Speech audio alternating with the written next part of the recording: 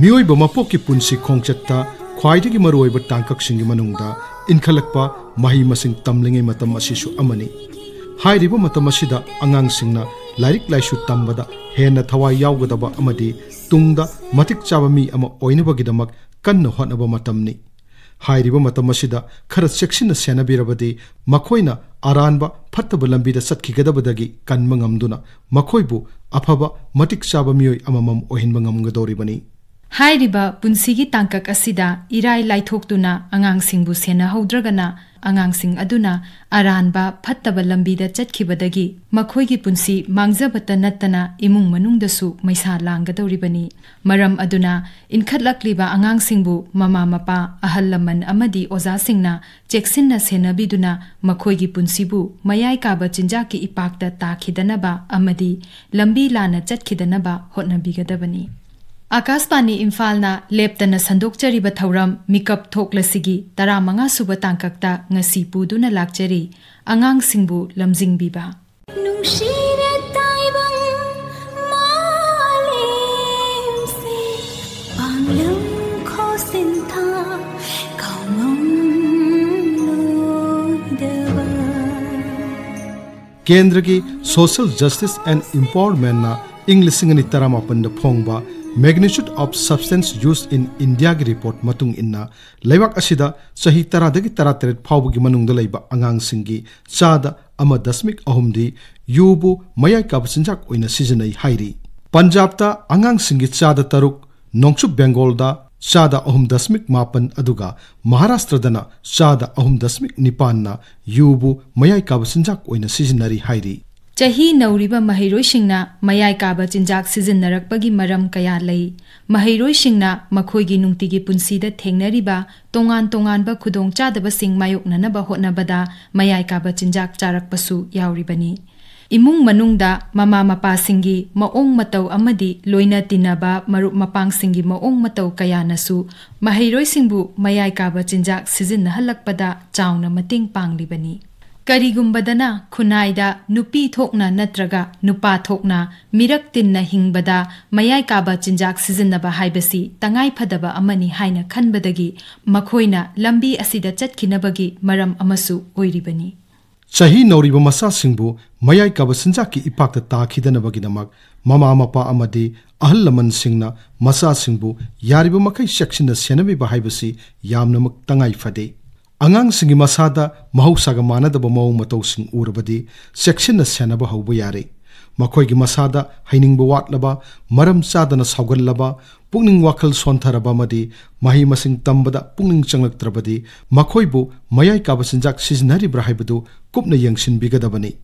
असिगुंबा चिंगनबा मौंगसिंग थेंगनरबदी खंगसाव सागोटपगी महुत्ता वाखल मुन्ना खंथदुना मखोइबु मयाय काबा चिंजाक चारे हाइबगी चप चाबा खुदम चांगदम फंगनबा होटनगदबनी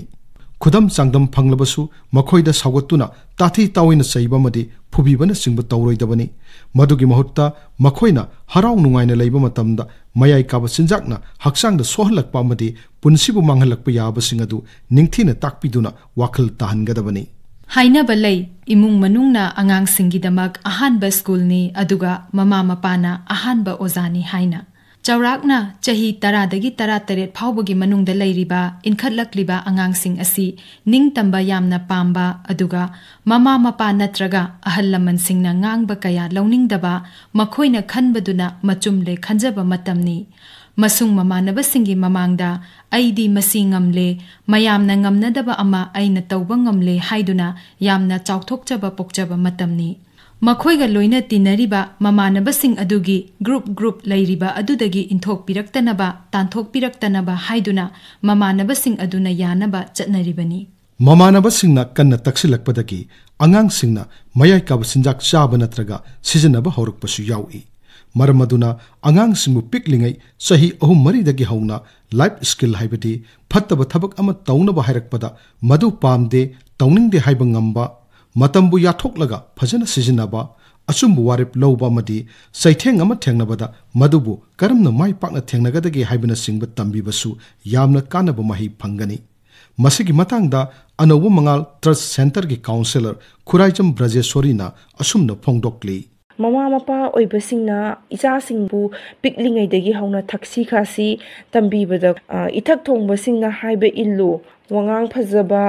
ꯑꯗꯒꯤ ꯀꯅꯥꯒꯨꯝꯕ ꯃꯤꯑꯣꯏ ꯑꯃꯗ ꯋꯥꯍꯩ ꯐꯖꯕ ꯍꯥꯏꯕ ꯃꯤꯉꯣꯟꯗ ꯅꯨꯡꯉꯥꯏꯔꯣꯏꯗꯕ ꯋꯥꯍꯩ ꯁꯤꯖꯤꯟꯅꯗꯕ ꯁꯤꯒꯨꯝꯕꯗꯤ ꯑꯉꯥꯡꯁꯤꯡꯁꯤꯗ ꯑꯩꯈꯣꯏ ꯈꯨꯗꯤꯡꯃꯛꯇ ꯂꯣꯏꯅꯃꯛ ꯇꯝꯕꯤꯔꯤꯕ ꯑꯗꯨꯒ ꯃꯈꯣꯏꯅ ꯀꯔꯤꯒꯨꯝꯕ ꯅꯨꯡꯉꯥꯏꯇꯕ ꯌꯥꯅꯤꯡꯗꯕ ꯑꯃꯗꯤ ꯃꯗꯨꯒꯤ ꯐꯠꯇꯕ ꯐꯣꯜ ꯂꯥꯛꯀꯅꯤ ꯃꯗꯨ ꯐꯠꯇꯦ ꯈꯟꯕ ꯊꯕꯛꯇꯨꯗꯗꯤ ꯄꯤꯛꯂꯤꯉꯩꯗꯒꯤ ꯍꯧꯅ ꯑꯩꯈꯣꯏꯗ ꯇꯝꯕꯤꯔꯛꯄꯗꯨꯒꯤ ꯃꯇꯨꯡ ꯏꯟꯅ ꯃꯗꯨ ꯑꯩ ꯌꯥꯅꯤꯡꯗꯦ ꯑꯩ ꯄꯥꯝꯗꯦ ꯑꯩ ꯉꯝꯃꯣꯏ ꯍꯥꯏꯕꯁꯦ ꯐꯠꯇꯦ ꯍꯥꯏꯕ ꯈꯪꯅ ꯍꯥꯏꯕ ꯉꯝꯗꯕꯗꯒꯤ ꯑꯗꯨꯝ ꯏꯜꯂꯒ ꯆꯠꯄꯁꯨ ꯌꯥꯎꯔꯤꯅꯦꯕ ꯑꯗꯨꯅ ꯃꯃꯥ ꯃꯄꯥ ꯑꯣꯏꯕꯁꯤꯡꯅ ꯑꯉꯥꯡꯁꯤꯡꯁꯤꯗ ꯑꯩꯈꯣꯏꯅ ꯑꯁꯤꯒꯨꯝꯕ ꯇꯟꯖꯥꯁꯦ ꯂꯥꯛꯄ ꯇꯥꯔꯒꯗꯤ ꯏꯁꯥꯅ ꯌꯥꯅꯤꯡꯗꯕ ꯃꯗꯨꯒꯤ ꯐꯠꯇꯕ ꯑꯣꯏꯔꯛꯀꯅꯤ ꯑꯩꯉꯣꯟꯗ ꯐꯠꯇꯕ ꯑꯣꯏꯔꯛꯀꯅꯤ ꯈꯟꯕ ꯄꯣꯠꯇꯨꯗꯗꯤ ꯅꯣ ꯍꯥꯏꯔꯒ ꯃꯗꯨꯗꯒꯤ ꯅꯥꯊꯩꯅꯕꯒꯤ ꯑꯩꯈꯣꯏꯒꯤ ꯂꯝꯕꯤ ꯑꯁꯤꯁꯨ ꯑꯉꯥꯡꯁꯤꯡꯁꯤꯗ ꯑꯩꯈꯣꯏꯅ ꯄꯤꯛꯂꯤꯉꯩꯗꯒꯤ ꯍꯧꯅ ꯃꯗꯨ ꯑꯗꯨꯝ ꯇꯝꯕꯤꯔꯒ ꯂꯥꯛꯀꯗꯕꯅꯦꯕ ꯑꯗꯒꯤ ꯑꯃꯅ ꯃꯃꯥ ꯃꯄꯥꯅ ꯑꯩꯈꯣꯏꯅ ꯏꯆꯥꯁꯤꯡꯁꯦ ꯐꯍꯟꯅꯤꯡꯕꯒꯤ ꯃꯃꯥ ꯃꯄꯥ ꯑꯣꯏꯕꯁꯤꯡꯁꯤꯅ ꯃꯈꯣꯏꯒꯤ ꯑꯄꯥꯝꯕꯅꯤ ꯍꯥꯏꯗꯅ ꯑꯉꯥꯡꯁꯤꯡꯁꯤꯒꯤ ꯑꯄꯥꯝꯕꯒꯤ ꯃꯥꯌꯣꯛꯇ ꯑꯗꯨꯝ ꯆꯠꯍꯟꯕꯤꯗꯕ ꯑꯉꯥꯡꯒꯤ ꯑꯄꯥꯝꯕꯗꯨꯒꯤ ꯃꯥꯌꯣꯛꯇ ꯁꯨꯝ ꯅꯝꯗꯅ ꯁꯨꯝ ꯆꯠꯍꯜꯂꯛ ꯇꯥꯔꯒꯗꯤ ꯃꯗꯨꯒꯤ ꯐꯣꯜꯁꯦ ꯐꯠꯇꯕ ꯑꯣꯏꯅ ꯂꯥꯛꯑꯦꯕ ꯃꯃꯥ ꯃꯄꯥ ꯑꯣꯏꯕꯁꯤꯡꯅ ꯏꯆꯥꯁꯤꯡꯅ ꯄꯥꯝꯂꯤꯕ ꯄꯣꯠꯁꯦ ꯐꯠꯇꯕ ꯃꯁꯤꯅ ꯍꯌꯦꯡ ꯇꯨꯡꯗ ꯃꯉꯣꯟꯗ ꯀꯥꯟꯅꯔꯣꯏꯗꯕ ꯄꯣꯠꯅꯤ ꯈꯪ ꯇꯥꯔꯒꯗꯤ ꯅꯝꯗꯅ ꯁꯤ ꯇꯧꯒꯗꯕꯅꯤ ꯁꯨꯃꯥꯏꯅ ꯆꯠꯂꯨ ꯍꯥꯏꯕ ꯅꯝꯗꯅ ꯃꯣꯏꯗ ꯐꯣꯔꯁ ꯁꯤꯖꯤꯟꯅꯔꯒ ꯄ꯭ꯔꯦꯁꯔ ꯄꯤꯔꯒ ꯆꯠꯍꯟꯕꯤꯕ ꯅꯠꯇꯕ ꯃꯈꯣꯏꯕꯨ ꯐꯖꯅ ꯒ꯭ꯌꯥꯟ ꯇꯥꯍꯜꯂꯒ ꯃꯗꯨꯒꯤ ꯑꯐ ꯐꯠꯇꯁꯦ ꯑꯉꯥꯡꯁꯤꯡ ꯑꯁꯤꯗ ꯈꯪꯍꯜꯂ ꯃꯇꯨꯡꯗ ꯑꯆꯨꯝꯕ ꯋꯥꯔꯦꯞꯁꯦ ꯃꯁꯥꯅ ꯂꯧꯖꯕ ꯃꯇꯝꯗ ꯃꯃꯥ ꯃꯄꯥ ꯑꯣꯏꯕꯁꯤꯡꯅ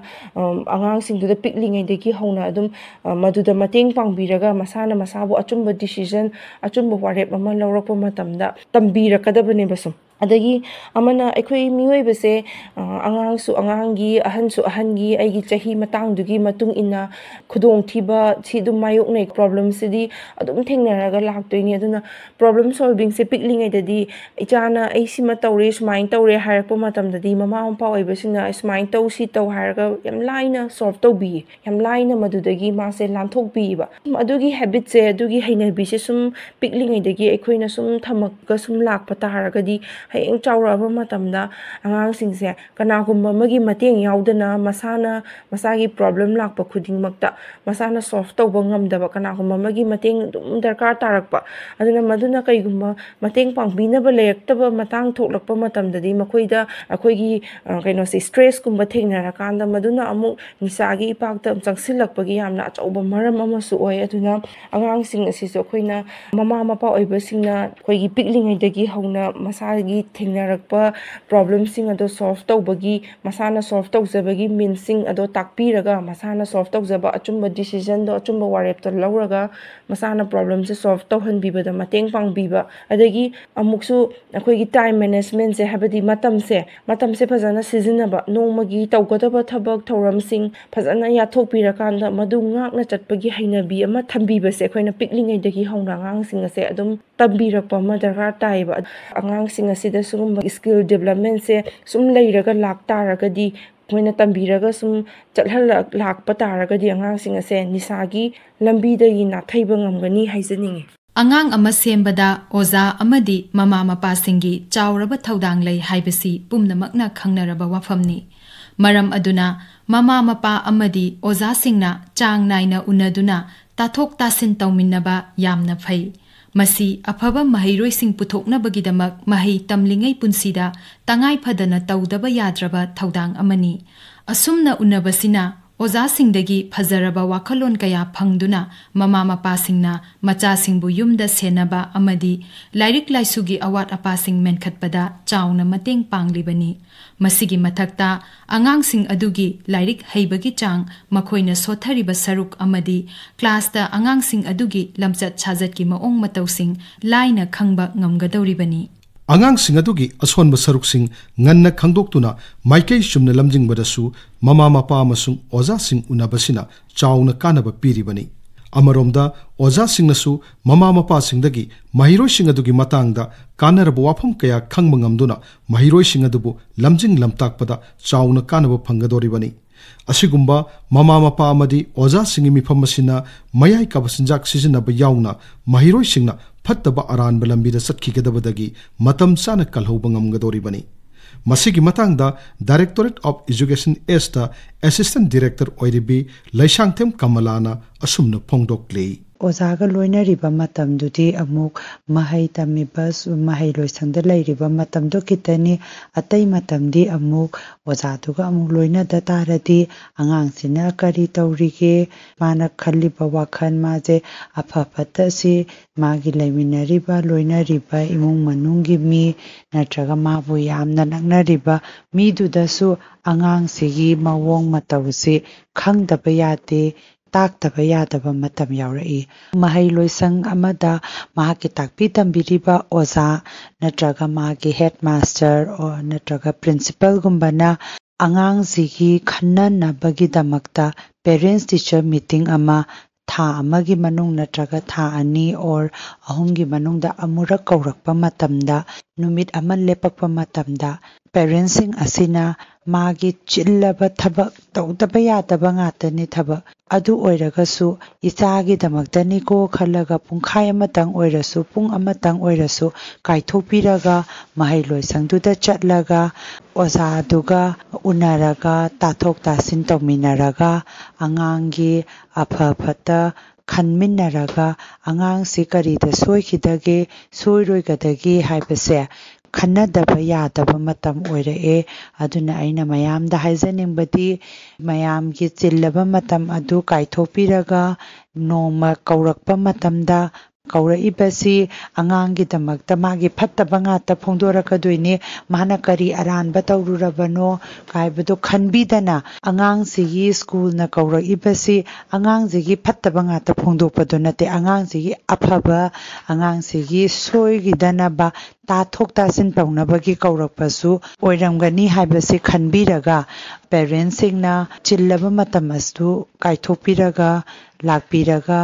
याउबिनबा हाइजरी मतमगी मतुंग इन्ना मियोइबगी पुंसीदा अहोंबा कया लाकपदगी इमुंग मनुंगदा ममा मपा अमदी मचासिंगा लैनबा मरीदसु अहोंबा कया लाकली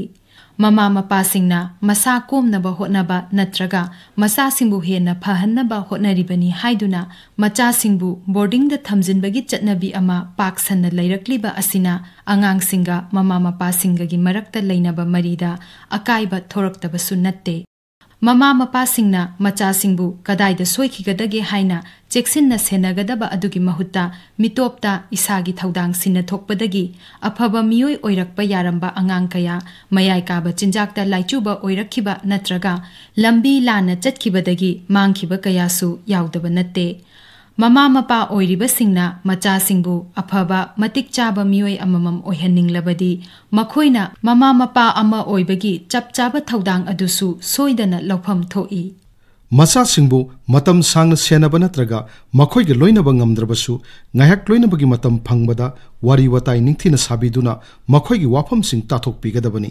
करिगुंबदा आंगांसिंगना असोइबा अरानबा अमा तौरुबदा फहन्निंगलिबनी हाइदुना इफिंग फिंगना हेक्तमक फूब चैब तौबगी महुत्ता निंगथिना वाखल ताना असोइबदु कमदोंगना थोखिबनो हाइना थिदोक्लगा फजबा मओंगदा थेम नौदुना वारक वातेमबिगदबनी मतुंगदा अदुगुंबा असोइबा अमुक हन्ना थोरक्तनबा आंगांसिंग अदुबु सरुक याहन्दुना फजना खनमिनदुना चुमथोकनबा होनागदबनी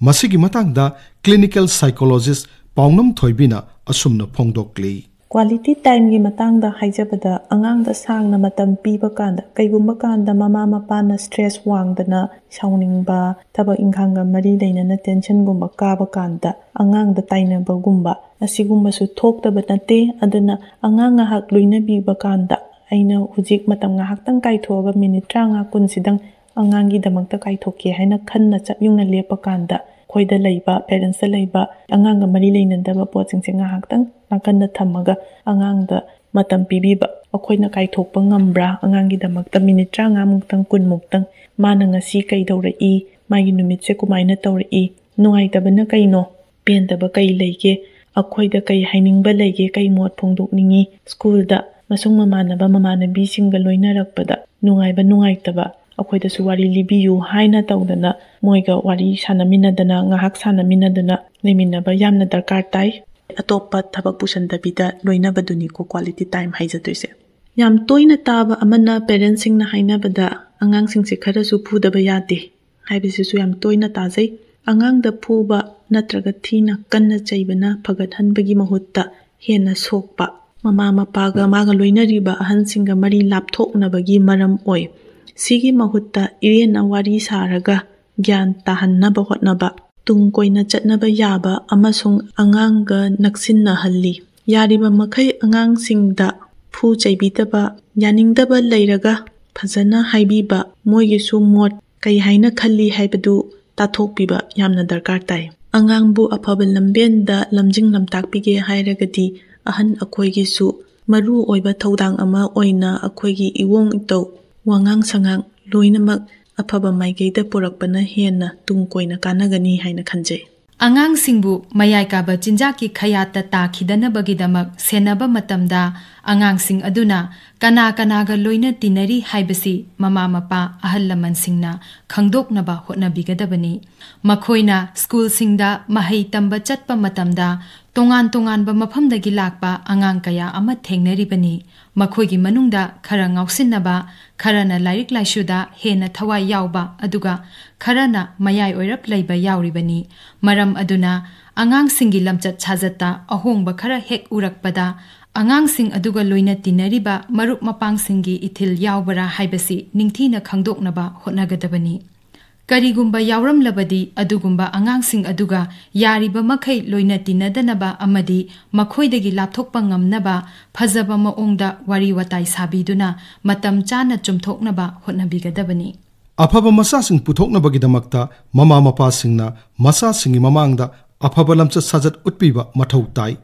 masasingna mama mapagi mong matau uraga madudagi matau tamduna makhoigi lamchat semgadoribani mama mapa kharade masasingi mamangda karisu khanthadana kwa sasinba talap chaba surut thakpa amadi yu thakpani singba yawribani karigumbadana adugumba mayai kaba sinjak singadu masa thaduna lehenbasu yawribani madugumba singadu urubadagi angang singna matau tamlaktuna mayai kaba sinjakta laishu khiba kaya su yawdaba natte mama mapa oiba singna masa singi pungning wakhal nungaina mahi masing tamnanaba phibam sembigadabani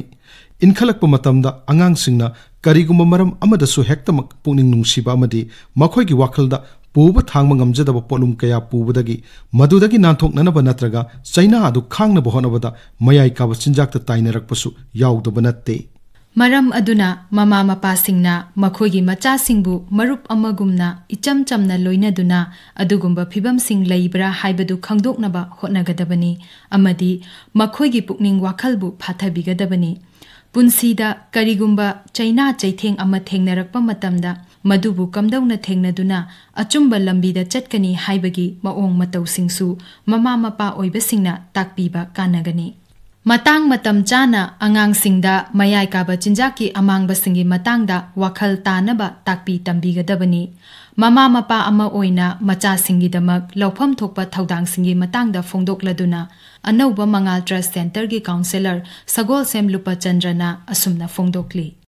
ekoina angang singi prevention gi oiba ihan hanba thaudang asi mama mapa oibsingna lawpham thui maramdi angang amagi ihan hanba oja asi mama mapani kanagumba angang amana nisha sarakpa haurakpa haibasi mahaka khwaidagi naknariba mama mapa imun manungi miyoising school gi oza peer group haibadi masung mama navasingi makha yamna poli ꯌꯥꯔꯤꯕ ꯃꯈꯩ ꯃꯃꯥ ꯃꯄꯥ ꯑꯣꯏꯕꯁꯤꯡꯅ ꯑꯉꯥꯡꯁꯤꯡꯒꯤ ꯃꯃꯥꯡꯗ ꯆꯨꯔꯨꯕꯦꯔꯤ ꯀ꯭ꯋꯥ ꯇꯂꯞ ꯑꯜꯀꯣꯍꯣꯜꯅꯆꯤꯡꯕ ꯑꯁꯤꯒꯨꯝꯕꯁꯤꯡ ꯑꯁꯤ ꯁꯤꯖꯤꯟꯅꯕꯤꯔꯣꯏꯗꯕꯅꯤ ꯑꯃꯗꯤ ꯑꯉꯥꯡꯁꯤꯡꯕꯨꯁꯨ ꯗꯨꯀꯥꯟꯗ ꯊꯥꯕꯤꯗꯨꯅ ꯆꯨꯔꯨꯕꯦꯔꯤ ꯀ꯭ꯋꯥꯅꯆꯤꯡꯕꯁꯤꯡ ꯑꯁꯤ ꯂꯩꯍꯟꯕꯤꯔꯣꯏꯗꯕꯅꯤ ꯃꯁꯤꯅ ꯃꯔꯝ ꯑꯣꯏꯔꯒ ꯅꯤꯁꯥ ꯇꯦꯁ ꯇꯧꯅꯤꯡꯕꯒꯤ ꯏꯊꯤꯜ ꯄꯣꯛꯍꯜꯂꯤ ꯑꯗꯨꯇ ꯅꯠꯇꯅ ꯃꯇꯝꯒꯤ ꯃꯇꯨꯡ ꯏꯟꯅ ꯑꯉꯥꯡꯁꯤꯡ ꯑꯁꯤꯅ ꯆꯥꯎꯈꯠꯂꯛꯂꯕ ꯃꯇꯝꯗ ꯅꯤꯁꯥ ꯁꯤꯖꯤꯟꯅꯕꯗ ꯑꯀꯤꯕ ꯅꯨꯡꯉꯥꯏꯇꯕ ꯂꯩꯇꯅ ꯅꯤꯁꯥ ꯁꯤꯖꯤꯟꯅꯕ ꯉꯝꯕꯒꯤ ꯊꯧꯅꯥ ꯑꯣꯏꯍꯜꯂꯤ ꯀꯅꯥꯒꯨꯝꯕ ꯃꯃꯥ ꯃꯄꯥ ꯈꯔꯗꯤ ꯃꯁꯥꯒꯤ ꯁꯤꯟꯐꯝꯅ ꯃꯔꯝ ꯑꯣꯏꯗꯨꯅ ꯃꯆꯥꯁꯤꯡꯕꯨ ꯂꯣꯏꯅꯕ ꯃꯆꯥꯒꯤ ꯃꯇꯝ ꯃꯥꯡꯕꯤꯕ ꯉꯝꯗꯕꯁꯨ ꯌꯥꯎꯏ ꯃꯔꯝ ꯑꯁꯤꯅ ꯃꯆꯥꯒꯤ ꯗꯤꯃꯥꯟ ꯍꯥꯏꯕꯗꯤ ꯃꯆꯥ ꯑꯗꯨꯅ ꯇꯧꯒꯦ ꯍꯥꯏꯕꯗ ꯑꯆꯨꯝ ꯑꯔꯥꯟ ꯌꯦꯡꯗꯅ ꯄꯩꯁꯥ ꯈꯛꯇ ꯑꯣꯏꯔꯕꯁꯨ ꯃꯁꯥ ꯀꯣꯝꯂꯒ ꯂꯣꯏꯔꯦ ꯃꯈꯣꯏꯗ ꯌꯦꯜꯂꯛꯇ꯭ꯔꯒ ꯂꯣꯏꯔꯦ ꯈꯟꯗꯨꯅ ꯑꯁꯤꯒꯨꯝꯕ ꯃꯆꯥꯕꯨ ꯑꯔꯥꯟꯕ ꯂꯝꯕꯤꯗ ꯅꯤꯁꯥ ꯆꯥꯔꯛꯄ ꯌꯥꯕꯒꯤ ꯃꯔꯝ ꯑꯃꯁꯨ ꯑꯣꯏꯍꯜꯂꯤ ꯑꯁꯤꯗ ꯅꯠꯇꯅ ꯐꯦꯃꯤꯂꯤ ꯔꯤꯂꯦꯁꯟ ꯍꯥꯏꯕꯗꯤ ꯃꯃꯥ ꯃꯄꯥ ꯑꯅꯤꯒꯤ ꯔꯤꯂꯦꯁꯟꯁꯤꯞ ꯑꯁꯤ ꯐꯠꯇ꯭ꯔꯕꯗꯤ ꯃꯆꯥ ꯑꯗꯨ ꯅꯤꯁꯥ ꯆꯥꯔꯛꯄꯒꯤ ꯑꯆꯧꯕ ꯂꯝꯕꯤ ꯑꯃꯁꯨ ꯑꯣꯏꯍꯜꯂꯤ ꯑꯗꯨꯅ ꯃꯃꯥ ꯃꯄꯥ ꯑꯣꯏꯕꯁꯤꯡꯅ ꯃꯆꯥꯕꯨ ꯑꯁꯤꯒꯨꯝꯕ ꯂꯝꯕꯤꯁꯤꯗꯒꯤ ꯉꯥꯛꯊꯣꯛꯅꯕ ꯄꯦꯔꯦꯟꯇꯤꯡ ꯁ꯭ꯀꯤꯜ ꯑꯁꯤ ꯃꯃꯨꯠ ꯇꯥꯅ ꯈꯪꯕ ꯆꯪꯏ ꯍꯥꯏꯕꯗꯤ ꯑꯉꯥꯡ ꯑꯃꯕꯨ ꯀꯃꯥꯏꯅ ꯂꯣꯏꯅꯒꯅꯤ ꯏꯃꯣꯁꯅꯦꯜ ꯁꯄꯣꯔꯠ ꯃꯣꯇꯤꯚꯦꯁꯟ ꯀꯔꯝꯅ ꯄꯤꯒꯅꯤ ꯍꯥꯏꯕꯁꯤ ꯈꯪꯕ ꯇꯉꯥꯏ ꯐꯗꯦ ꯂꯣꯏꯁꯤꯜꯂꯛꯄꯗ ꯃꯃꯥ ꯃꯄꯥ ꯑꯃ ꯑꯣꯏꯅ ꯄ꯭ꯔꯤꯚꯦꯟꯁꯟꯒꯤ ꯔꯣꯜ ꯑꯁꯤ ꯃꯇꯥꯡ ꯆꯥꯅ ꯂꯧꯕꯤꯒꯗꯕꯅꯤ ꯑꯈꯪ ꯑꯍꯩꯁꯤꯡꯒꯁꯨ ꯇꯥꯟꯅꯕꯤꯒꯗꯕꯅꯤ ꯏꯆꯥꯒꯤꯗꯃꯛ ꯃꯇꯝ ꯈꯔ ꯀꯥꯏꯊꯣꯛꯄꯤꯌꯨ ꯅꯥꯔꯒ ꯂꯥꯌꯦꯡꯕꯕꯨꯗꯤ ꯅꯥꯗ꯭ꯔꯤꯉꯩꯗ ꯂꯥꯌꯦꯡꯕꯅ ꯍꯦꯟꯅ ꯐꯩ ꯍꯥꯏꯅꯕꯒꯨꯝ ꯃꯃꯥ ꯃꯄꯥꯁꯤꯡꯅ ꯃꯆꯥꯁꯤꯡꯕꯨ ꯉꯜꯂꯤꯉꯩꯗꯒꯤ ꯍꯧꯅ ꯆꯦꯛꯁꯤꯟꯅ ꯁꯦꯟꯅꯕꯤꯔꯕꯗꯤ ꯃꯌꯥꯏ ꯀꯥꯕ ꯆꯤꯟꯖꯥꯛ ꯁꯤꯖꯤꯟꯅꯔꯛꯄ ꯌꯥꯕ ꯑꯉꯥꯡꯁꯤꯡꯒꯤ ꯆꯥꯗ 50ꯗꯤ ꯀꯟꯕ ꯉꯝꯏ ꯍꯥꯏꯅ ꯑꯈꯪ ꯑꯍꯩꯁꯤꯡꯅ ꯐꯣꯡꯗꯣꯛꯅꯔꯤ ꯃꯔꯝ ꯑꯗꯨꯅ ꯏꯆꯥꯁꯤꯡꯒꯤꯗꯃꯛ ꯅꯣꯡꯃꯒꯤ ꯃꯅꯨꯡꯗ ꯑꯁꯪꯕ ꯃꯇꯝ ꯉꯥꯏꯍꯥꯛ ꯀꯥꯏꯊꯣꯛꯄꯤꯗꯨꯅ ꯑꯉꯥꯡꯁꯤꯡꯒ ꯃꯃꯥ ꯃꯄꯥꯁꯤꯡꯒ ꯂꯣꯏꯅꯕ ꯃꯈꯣꯏꯒꯤ ꯋꯥꯐꯝꯁꯤꯡ ꯇꯥꯕꯤꯕ ꯑꯃꯗꯤ ꯃꯈꯣꯏꯕु ꯌꯦꯡꯁꯤꯟꯕꯤꯕ ꯑꯁꯤ ꯌꯥꯝꯅꯃꯛ ꯇꯉꯥꯏ ꯐꯗꯦ ꯑꯃꯔꯣꯝꯗ ꯃꯤꯑꯣꯏꯕꯒꯤ ꯕ꯭ꯔꯦꯟ ꯑꯁꯤ ꯃꯁꯥꯒꯤ ꯆꯍꯤ 15 ꯐꯥꯎꯕ ꯁꯦꯝ ꯁꯥꯕ ꯂꯣꯏꯗꯦ ꯍꯥꯏꯅꯔꯤ ꯃꯔꯝ ꯑꯗꯨꯅ ꯆꯍꯤ ꯅꯧꯔꯤꯉꯩ ꯏꯟꯈꯠꯂꯛꯄ ꯃꯇꯝꯗ ꯃꯌꯥꯏ ꯀꯥꯕ ꯆꯤꯟꯖꯥꯛ ꯁꯤꯖꯤꯟꯅꯕꯅ ꯕ꯭ꯔꯦꯟꯕꯨ ꯃꯄꯨꯡ ꯐꯥꯅ ꯁꯦꯝꯒꯠꯅꯕ ꯍꯣꯠꯅꯕꯗ ꯑꯀꯥꯏꯕ ꯀꯌꯥ ꯊꯣꯛꯍꯜꯂꯤ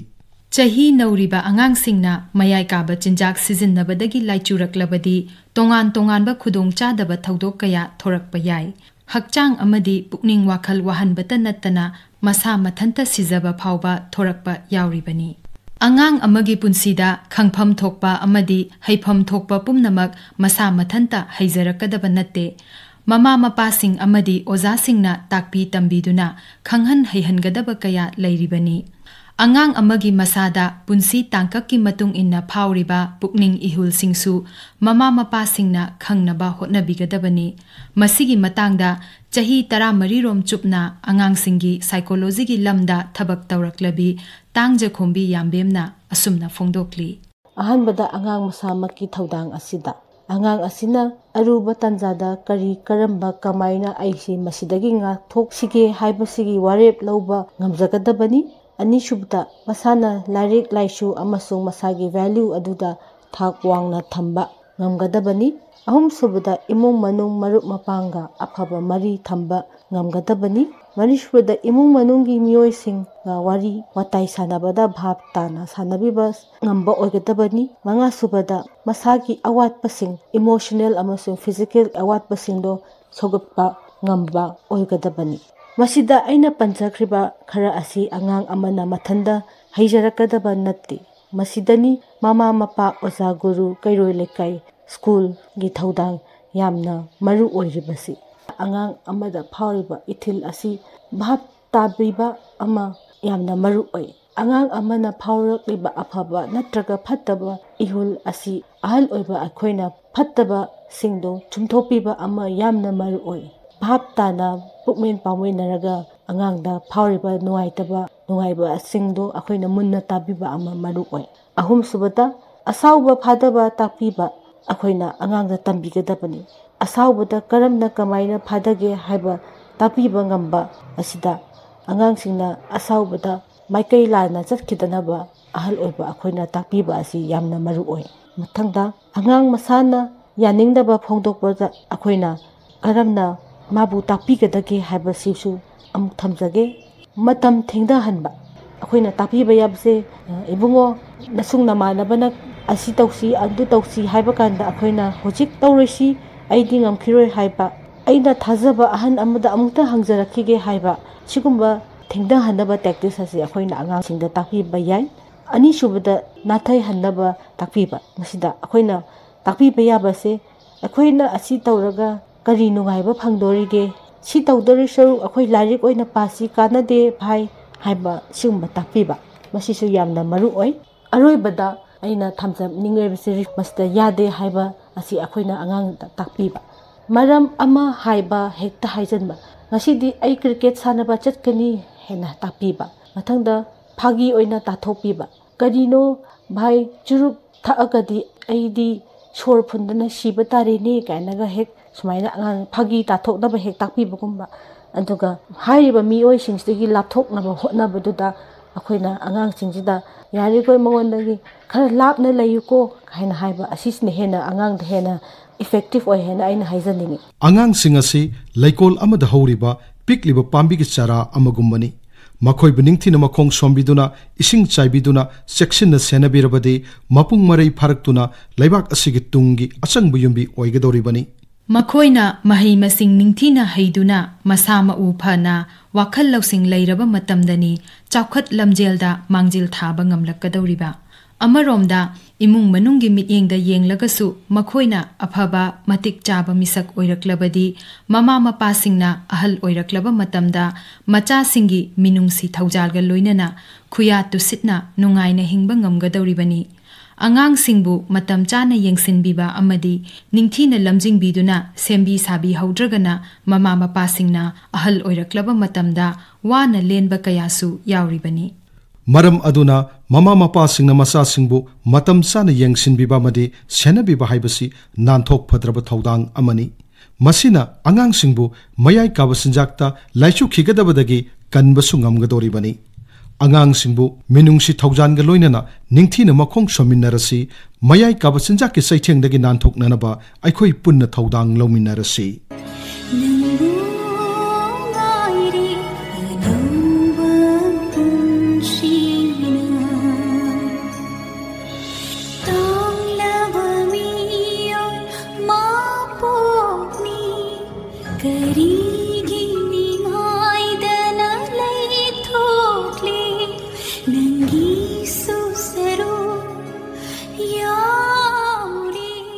ꯃꯇꯥꯡ ꯑꯁꯤꯗ ꯑꯀꯥꯁꯕꯥꯅꯤ ꯏꯝꯐꯥꯜꯅ ꯂꯦꯞꯇꯅ ꯁꯟꯗꯣꯛꯆꯔꯤꯕ ꯊꯧꯔꯝ ꯃꯤꯠꯀꯞ ꯊꯣꯛꯂꯁꯤꯒꯤ 15 ꯁꯨꯕ ꯇꯥꯡꯀꯛꯇ ꯑꯉꯥꯡꯁꯤꯡꯕꯨ ꯂꯝꯖꯤꯡꯕꯤꯕ ꯂꯣꯏꯖꯔꯦ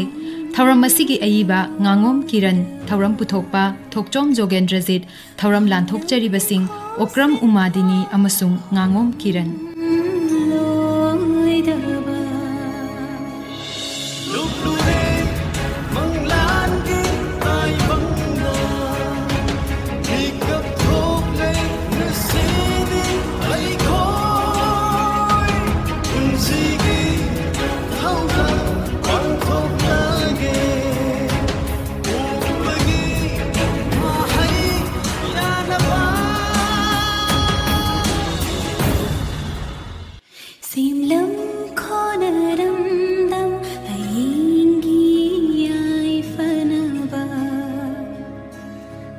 Sim lam khona